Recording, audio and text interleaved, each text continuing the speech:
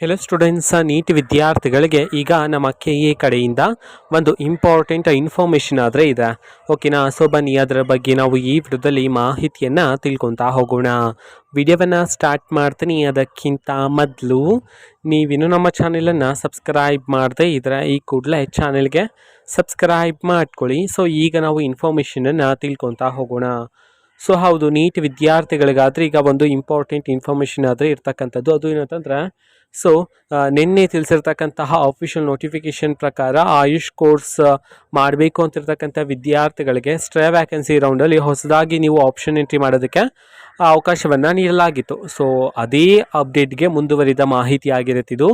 ಅದು ಏನಂತಂದರೆ, ಇವತ್ತು ಅಂತಂದರೆ ದಿನಾಂಕ 13/11/2025 ಇವತ್ತು ಸಂಜೆ 6 ಗಂಟೆವರೆಗೂ ಸಹ ನಿಮಗೆ ಅವಕಾಶ ಇರ್ತಕ್ಕಂಥದ್ದು. ಅಂತಂದರೆ ಇನ್ನು 2 ಅವರ್ ನಿಮಗೆ ಅವಕಾಶ ಇದೆ. ಸೊ ನೀವು ಆಯುಷ್ ಕೋರ್ಸ್ನ ಸ್ಟೇ ವ್ಯಾಕೆನ್ಸಿ ರೌಂಡಲ್ಲಿ ಹೊಸದಾಗಿ ಆಪ್ಷನ್ ಎಂಟ್ರಿನ ಮಾಡೋದಕ್ಕೆ.